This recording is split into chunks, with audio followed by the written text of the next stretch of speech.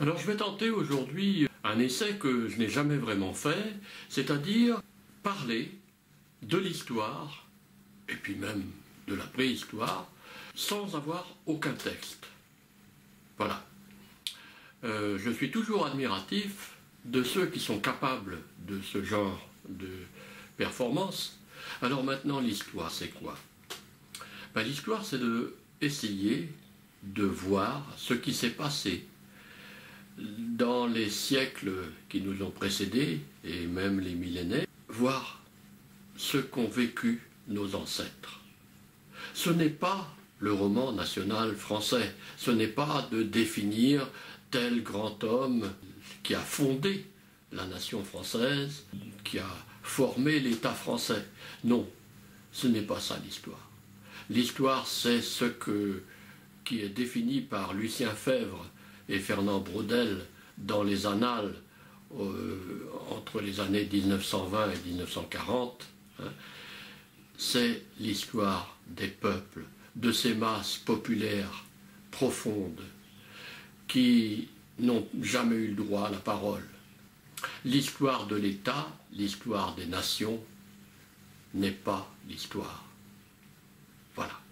C'est une histoire, c'est un roman national qui sert à quoi? Qui sert essentiellement à l'État souverain à se justifier. Mais les peuples, les petites gens, ceux qui ont vécu tout ça, c'est eux qui forment l'histoire.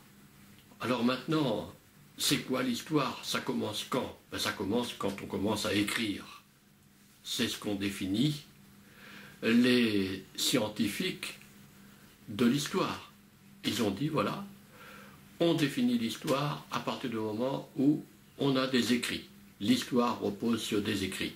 Sauf que quand ils ont défini ça, on ne connaissait pas encore l'archéologie, la paléontologie et tant d'autres sciences qui ont beaucoup plus d'importance peut-être. Alors les écrits d'histoire pour nos scientifiques commencent en Mésopotamie, la ville d'Ur, les Mésopotamiens, c'est les premiers qui laissent des traces écrites de leur histoire. Mais il y a eu des gens qui ont existé avant eux. C'est la préhistoire. Alors dès qu'on parle de préhistoire, il y en a qui tombent dans l'excès, c'est-à-dire le néolithique, le paléolithique, etc. C'est-à-dire l'homme des cavernes, les premiers hommes. Bon, n'allons pas si loin. Juste avant l'histoire, avant l'écrit, il y a bien eu des hommes, il y a bien eu des humains qui ont vécu, ils n'écrivaient pas. Bon, ils faisaient autre chose. Ils ont fait des dessins, des peintures. D'accord? Il suffit de voir Lascaux et tant d'autres. Parce que Lascaux, c'est seulement le côté français, un peu l'ethnocentrisme français. Mais il y a énormément de grottes qui ont été peintes, notamment en Amérique du Sud. Et c'est là où je veux en venir. Les historiens ont défini que la préhistoire était d'une certaine manière. Alors ils ont dit, voilà, tout est né en Afrique, les hominidés, ce sont des Africains, d'accord? Alors pourquoi? Parce que on a découvert Lucie, le premier hominidé, entre parenthèses, parce qu'on en a trouvé d'autres depuis, notamment dans le Tchad et puis en Afrique du Sud. Mais passons sur la parenthèse africaine. C'est qu'aujourd'hui, on a des parenthèses qui sont autres, qui sont en Indonésie, et qui démontrent que les premiers hominidés n'étaient peut-être pas seulement africains. Voilà. Alors là, on est dans la préhistoire, celle qui n'a pas d'écrit, qui repose uniquement sur des découvertes archéologique et paléontologique. Si on recherche vraiment cette préhistoire, eh bien il faut se poser des questions sur toutes ces œuvres monumentales qui ont été faites par les hommes à une époque où ils n'écrivaient pratiquement pas. Les pyramides d'Égypte. Mais il n'y a pas qu'en Égypte. Dans l'Amérique du Sud, la civilisation des Olmecs, la civilisation des Mayas, c'est plus récent. Mais ça existe. Là aussi, il y a des preuves de l'existence humaine qui ne sont pas écrites, mais qui sont marquées dans la pierre, et de façon beaucoup plus importante, à la limite, que l'écrit. Parce que ce sont des pierres monumentales. Comment ces gens-là ont-ils fait pour monter ces monuments extraordinaires? Là, on est avec de la pierre, c'est lourd. Il faut monter ça là-haut. Voilà. Et puis, il y a ce qui précède la préhistoire. Ah. Ça, c'est encore une autre affaire, ça. Il y a des scientifiques, et non des moindres, qui pensent que ces monuments phénoménaux n'ont pas été construits par ceux qui étaient présents à l'époque, mais peut-être bien avant eux.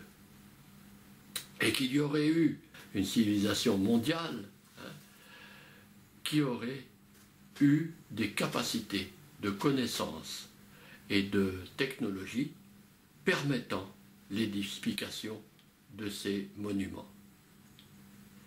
Voilà. Alors, elle a disparu, cette civilisation antérieure. Par quoi aurait-elle disparu? Ah, eh bien, dans toutes les légendes du monde, et là on retombe dans l'écrit, il est question d'un déluge terrestre, c'est-à-dire une brusque remontée des eaux, des pluies infernales. Alors, de cette civilisation, parlons sans en parler, parce que dès qu'on prononce ce mot-là, ça fait courir les historiens, l'Atlantide. Eh oui, Platon en a quand même parlé. Platon en a quand même fait état de cette Atlantide. Il n'a pas situé précisément, mais il a bien dit qu'il y avait une civilisation qui avait existé avant que la civilisation grecque existe. Et puis, il y en a une autre dans le sud de la Terre, la partie australe. C'est Gondwana, qui nous a été révélé, entre autres, par un Réunionnais, Jules Hermann. Oui, le notaire Jules Hermann, à la fin du 19e et au début du 20e siècle, a écrit des choses qu'il avait ressenties sur la possibilité d'un continent qui aurait occupé tout l'océan Indien, où se retrouvaient Madagascar, l'Inde, la Réunion, mais elle n'existait pas à l'époque, et ce continent, par la dérive des continents, se serait cassé en deux, séparé, l'Inde remontant vers le nord, Madagascar descendant vers le sud, et ça a donné naissance à ces failles qu'il y a donc dans les Mascareignes, et notamment à l'île de la Réunion, qui est le point chaud de l'océan Indien, c'est-à-dire là où la faille s'écarte de plus en plus. Ça donne notre volcan, le Piton de la Fournaise. Ce sont des théories, ok. Ce sont des théories. Mais ce que je remarque, c'est que les historiens, c'est-à-dire ceux qui reposent uniquement l'histoire sur l'écrit ne sont pas forcément cohérents si on repose que sur l'écrit. Mais l'écrit peut être menteur. Celui qui a écrit peut très bien avoir écrit ce qu'il a voulu. Pourquoi vouloir absolument reconnaître l'écrit de tel ou tel écrivain et pas l'autre, hein? Pourquoi ne pas reconnaître les écrits de Platon? Pourquoi? Au nom de quoi peut-on dire que Platon a fabulé alors que d'autres, après lui, ont dit des vérités? Ça, c'est le problème de l'écrit. Mais l'écrit ne nous intéresse pratiquement plus aujourd'hui. Ce qui nous intéresse, c'est l'archéologie et la paléontologie. On l'a vu à travers l'histoire des Celtes, hein, les Gaulois en France, enfin ceux qui seraient devenus la France après. Les Gaulois, ben, ils n'écrivaient pas. Qui a écrit pour eux? Jules César, qui a raconté la Gaule. Oh là, c'est la version du vainqueur, là, non? Mais les Gaulois eux-mêmes, qu'est-ce qu'ils ont vécu? Et ça, on l'a redécouvert au XIXe siècle, lorsqu'on a commencé à faire des fouilles, hein, sous Napoléon III. On a commencé à découvrir une histoire des Gaulois qui était très différente de ce qu'on pouvait penser, de ce qu'on pouvait reconnaître par rapport à l'écrit de Jules César. Et oui, avant Jules César existaient pratiquement des surfaces aussi grandes que les villes qui auraient été créées, soi-disant, par les Latins après la conquête de Jules César. Même les routes, alors on dit c'est des voies romaines, mais les voies romaines ont été construites sur des voies gauloises. Si on se fie seulement à l'écrit, eh bien on est perdu. L'écrit peut être menteur. Celui qui a écrit peut très bien avoir écrit des fadaises. Ce qui reste, ce qui compte, c'est ce que l'archéologie nous laisse. Or, dans ce domaine, on a découvert, et particulièrement depuis ces 30 dernières années, des preuves d'une civilisation gauloise beaucoup plus importante que ce que le pauvre Jules César a voulu rapporter dans sa guerre des Gaules. D'ailleurs, cette guerre des Gaules, qui l'a rapportée? Des moines de la Renaissance, parce qu'on n'a pas d'original, hein, faut être honnête. C'est ça qui ne va pas dans l'écrit, c'est que l'écrit est repris par l'écrit, est repris par l'écrit. C'est celui qui a vu l'homme, qui a vu l'homme, qui a vu l'homme, qui a vu l'ours. Ça ne veut rien dire. Tout ce qui, on va dire, en France, et particulièrement, mais dans le reste du monde, c'est pratiquement équivalent, tout ce qui est antérieur au Xe siècle n'existe pas. C'est-à-dire que, au niveau écrit, on n'a rien avant le Xe siècle. C'est ce que disent même les historiens. C'est-à-dire qu'on a très peu de preuves originales avant le Xe siècle. Mais on a quand même, on va dire, un pressentiment, quelque chose qui fait qu'on se dit, tiens, mais pourquoi ça ne serait pas autrement? J'ai fait des recherches, par exemple, sur le récentisme. Oui, ben oui. Il semblerait que tout n'est pas clair dans l'histoire telle qu'elle est définie aujourd'hui par les historiens. Et donc un chercheur, bon, c'est un mathématicien comme Fomenko, le mathématicien russe, pense qu'il y a des siècles en trop. Pourquoi pas? Je ne sais pas. Est-ce que les écrits prouvent l'existence des siècles?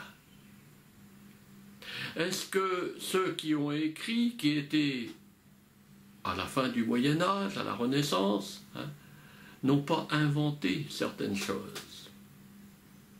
Pourquoi penser que Platon aurait écrit une légende en parlant de l'Atlantide et ne pas penser que les moines du XVIe, du XVe siècle n'ont pas écrit ce qu'ils avaient envie d'écrire, c'est-à-dire essentiellement l'histoire du christianisme. Hein. Et l'histoire du christianisme, c'est compliqué parce que qu'est-ce qu'on a comme preuve? Pas grand-chose. Pas grand-chose. La mort de Jésus-Christ sur une croix. La naissance dans une crèche.